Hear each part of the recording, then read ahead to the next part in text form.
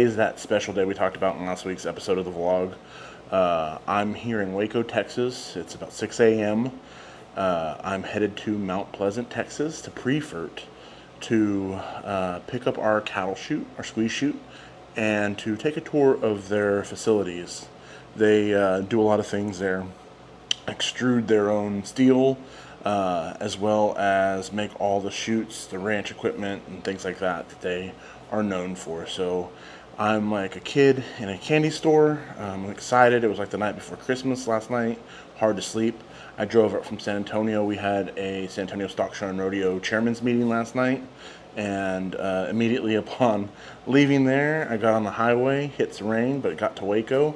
Decided to split the drive up last night.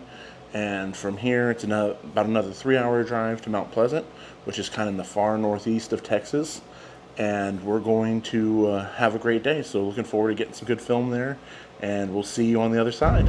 All right, so I figured while I drive this morning, we can do a little bit of explanation on why I chose Priefert and where I was going with that. And so as a person that, when we were younger, didn't always have the funds to do things, I try and be thoughtful and put forth the best effort into finding the best value.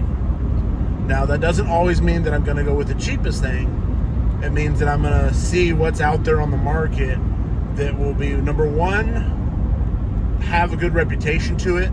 Number two, be in the price point that I want it to be at. And number three, last a while. And I want that unit to have a life that's of certain value for us, whatever that may be. So Priefert is a well-known manufacturer. They do rodeo equipment, they do farm and ranch equipment, cattle handling systems, equine systems, and I was first exposed to them at the NFR when I actually got to go down and put my hands on it when I started this journey, becoming a cow-calf operator and getting into the cattle industry. I've tried other equipment. I've tried Aero Equip. I've tried other cattle handling squeeze chutes out there. And I think for the money, I believe in the Priefert product. And so after looking at all of that, I also went and looked at where does the money go? Again, not cheapest, best value. If I'm paying money for a product that's going to give me the longevity that I want, that's going to give me the ability to use it the way that I want to use it, my last thing is, where is the money going for it? And so with Priefert, they do a lot of cool things. They have a junior rodeo program. They have a rodeo program. They encourage people and they promote the sport of rodeo and the way of life of agriculture in a way that lines up with my views and my values of what someone in agriculture should be. We live southeast of San Antonio, and I'm going to northeast Texas, almost to the Oklahoma border, to pick this up. And I didn't purchase a squeeze chute right off the bat. We purchased the head gate. And with what we want to do, I didn't want to have to rig up a rope or pipes to hold the cow in our alleyways with just the head gate to brand them, to AI them, to work them. Majority of the time it was going to be probably me and Steph. So I wanted to have something that I was secure in and understanding. And so that's the reason that we chose Priefert. And they have a wonderful product. So we're excited about today's trip. So we appreciate you coming along with us. I've got about another 2 hours on the road this morning, but we're feeling good, feeling great, and excited to be at Priefert, Mount Pleasant, Texas shortly. All right, guys, we made it here to Priefert, and we're waiting to get loaded. But let me just tell you, have you take a look at the vastness of what's out here. It's pretty amazing what they have, and they make their own things here, so we're looking forward to getting a tour of the place. In 1964, Priefert Manufacturing started off with our first ever head gate. And the head gate was designed to be able to work for the cattles and stuff like that around here locally. They found a need around here locally that instead of using boards and things like that, they needed something metal to be able to catch the cows and everything like that. And we started off right here with his first ever head gate. And then you also said that he manufactured a lot of the things he manufactured needed his for own his steel. parts and a lot of things around here. We're very vertically integrated, so we do a lot of things in-house. So a lot of the parts and machinery and stuff out here that you're going to see here in the tour, we actually made in-house. And we have our own crew and groups of guys that do this kind of stuff. But this was all made by Marvin Priefert, the original starter of Priefert. And when did it start? In 1964 Wow. is when it technically started. Excellent. And it just started all off of a head gate, and now we're 40 acres under roof. This is going to be our machine shop, where we don't have to, we try not to have to rely on anybody the best that we can, type deal. Sure, nothing slows y'all down. Nothing slows us down for the most part. So we're not waiting on no parts in China. We make it all here in the United States. That's awesome. Yeah, so this is just a little bit of the room here, and then it kind of goes all the way on the way back around through here.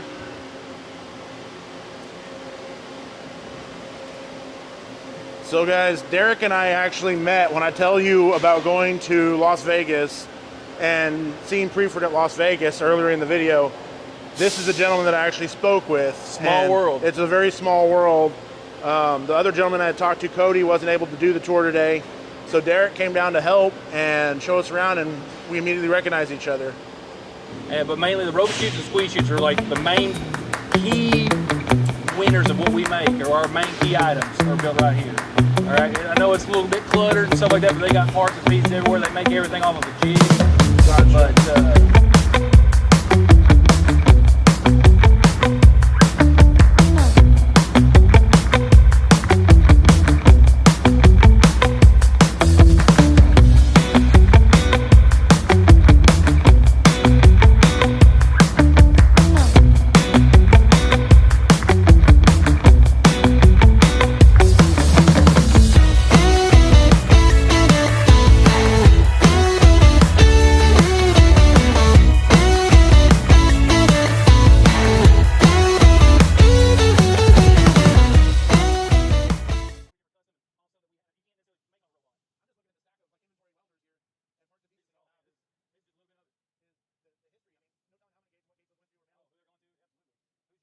Now, do y'all see an issue?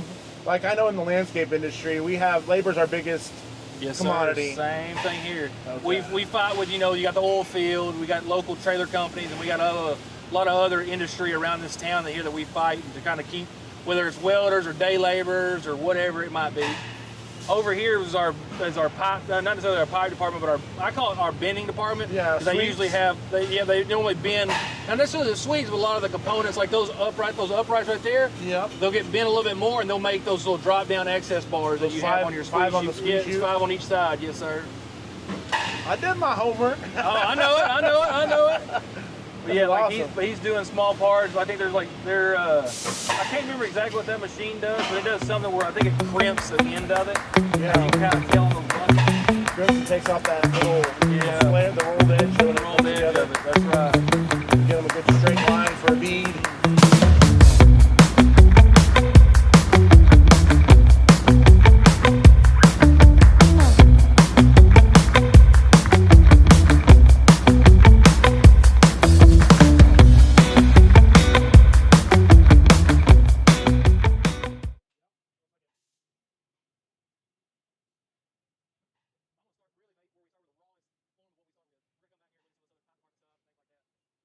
So at the shipping and receiving dock, like I just saw trucks loaded ready to haul. Oh yes. We probably load 10 to 15 18-wheelers a day. Wow. It goes all over the United States. We even have, we even do containers, and they go across seas and things like that as well. But this is going to be where the mastercles. So the rawest of it starting here at Priefert is going to be going off of mastercles, and we make everything off these mastercles. Like all this tubing and things that you see here, we make off those big mastercles here that weigh up to like 40 to 50,000 pounds, each one of them. So that's why when you see one of these on an 18-wheeler, there's only one of them on that 18-wheeler, because it almost maxes out the 18-wheeler's payload for just one of them. So we're able to do one of those off an 18-wheeler or 3 per railroad cart. So we actually have a railroad spur right here, and we're actually about to build another railroad spur to be able to double our capacity. But right now we we get these mastercles in one at a time off of an 18-wheeler or 3 at a time off of a railroad cart. Wow. But there's a 40-ton crane that brings these things in here from all different gauge sizes and things like that. That's a galvanized one versus a raw steel, right? Yeah, well, it's both. It's both. Okay. It's both. Mainly, this is going to be steel, regular steel, black steel. Yes, sir.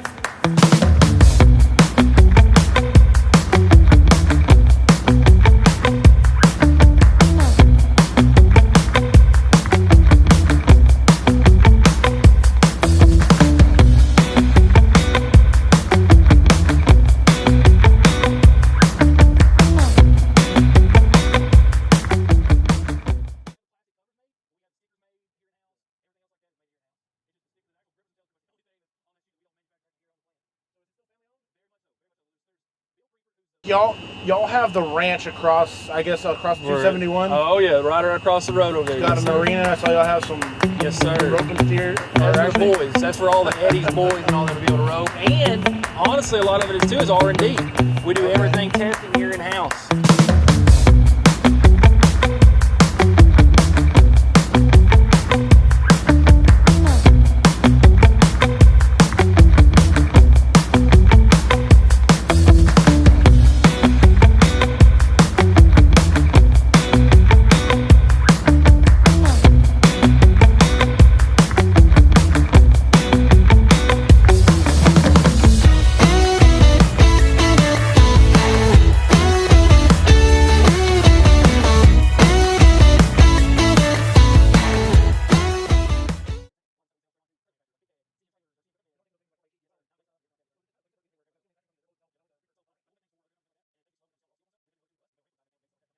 But as far as the ranch, what I've heard last is the ranch side of things is probably 30% of Priefert. Okay. The other 70% is going to be steel and things like that, and other processes that we do around here that you'll see. But yeah, this is where we store a lot of it that they keep on, basically on shelf for the trailer companies and things like that.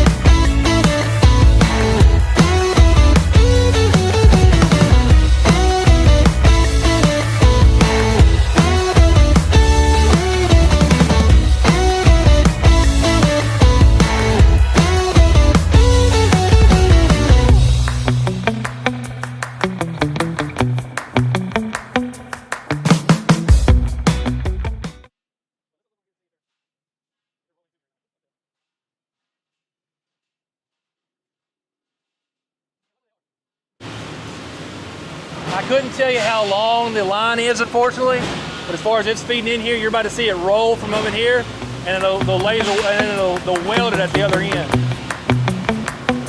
But you can walk through here and look through all that if you want to. Just be careful, watch your step. It can be a little slick.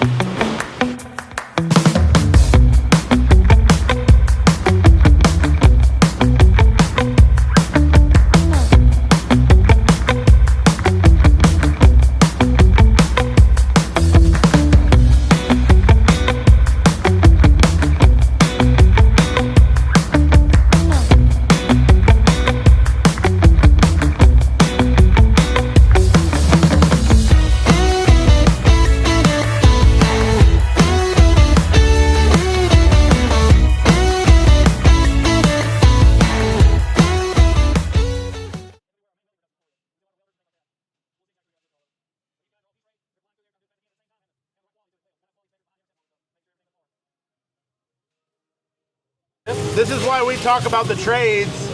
Is this right here? None of this can be done if these people never went to welding school. Oh yeah, or learned to trade. Or learn to trade, or if you wanted to, if you kind of know a little bit about welding and want to learn more, we have our own welding training camp right here that we do our own welding.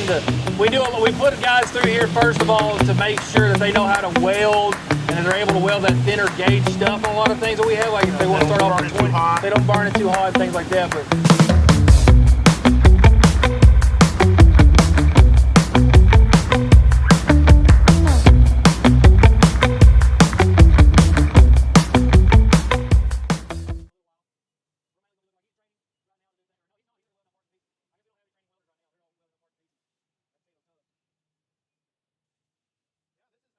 facility like this, you've got HVAC guys, you've got plumbers, you've got everything that's electrician. Oh yeah, everything. This is why I think, my personal opinion is that we need shop class back in full force again. Absolutely.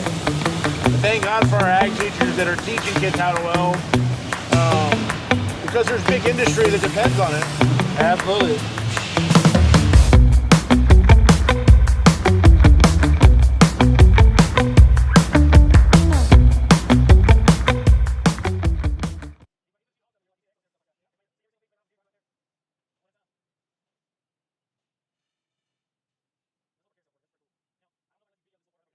So merry-go-round is basically, there's a stage to each product. So what they'll do is they'll feed in a piece of tubing, they'll feed in all the tubing, it'll go around, get welded on a certain parts, will get welded, go to the next stage, get welded, go to the next stage, get welded, next stage, get welded, he'll drop it back off, feed it right back, and it keeps just going back into a cycle. You see right there. Basically, they feed in a piece of tubing that feeds in through here. That machine right there makes that little coil-over deal, makes it really hot, and then it rotates it and it makes it dome, and it domes the tops of all that piece of tubing. So there's no welded on caps, there's no plastic caps, there's nothing like that. We roll everything. Wow.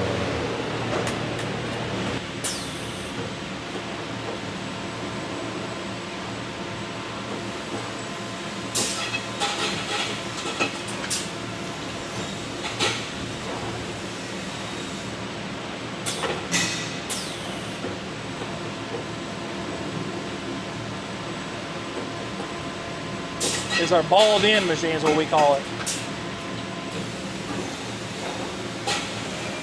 So what we're seeing here is they're make ready, they're hanging panels up, and they need to make sure that they have the right brackets for it. They're on a gray day, so they're spraying gray.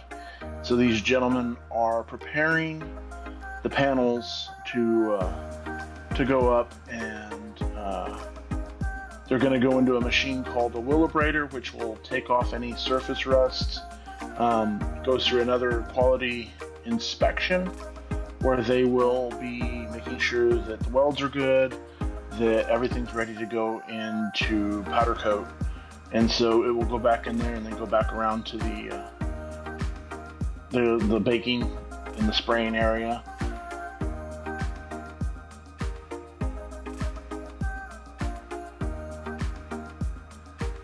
And this is the Make Ready facility, Make Ready 1 and 2, and they actually dip the chutes. So you'll see him here prepping. The gentleman coming up to the left will have some things in there that he's going to be cleaning off, getting ready to dip. And then to the right, you'll see this rack, and they are actually dipping these head gates, and it drops into that vat. It'll pick it up, hang it over another vat, and kind of like a carousel in 4 quadrants as it goes through.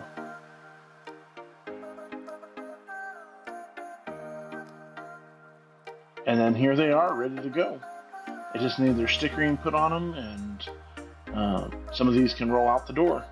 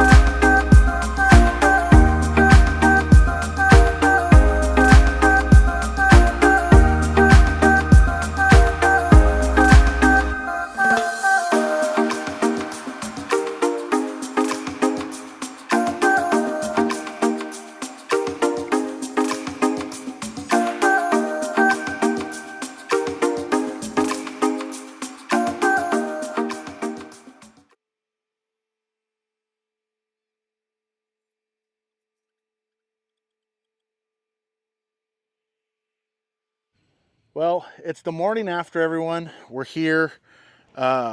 We've got our old head gate here that goes on the SO191 that we picked up yesterday at Priefert that you saw the tour of. We've got the SO191, if Steph will pan over here, back up and pan over.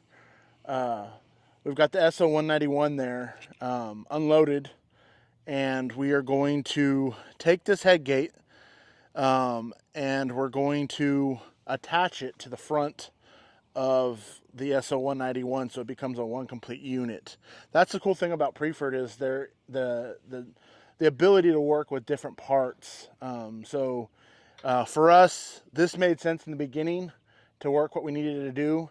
As we're getting closer to starting to do AI on our cattle, we wanted a squeeze chute to make it safer for both myself and Steph, since we're the only ones going to be working usually here. We do have our friends down the road that are going to be around to help us as well, but having a squeeze chute makes safer for the cattle, safer for us. So we're going to take this apart, put it on the SO191, and you'll see a little bit of montage of that here. What we're doing now is we are going to set this in place. Steph behind the camera, I'm in the skid steer, and she, poor thing, I needed to teach her more how to operate equipment like this because I want her to be able to use this stuff and not have to be outside having to do a lot of the heavy lifting. So I'm trying to put this bad boy in place as best as we can.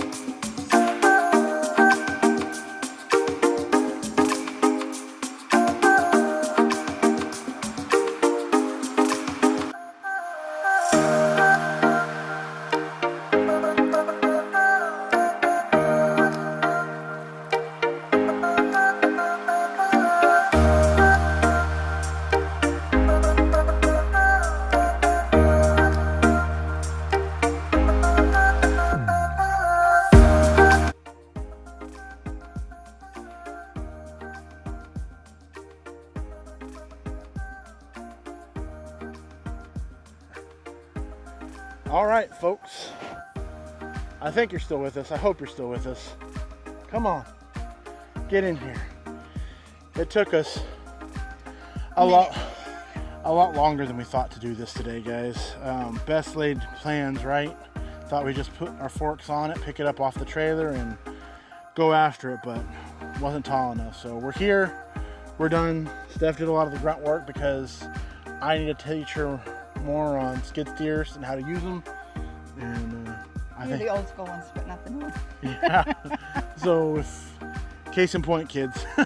Yeah. Learn your machinery. But it went in there. We just have to button up a couple of things. We need to here attach them, which we'll make that happen here later tomorrow, and we'll run them through, give them a chance on it. But this is our new squeeze chute. It's wonderful.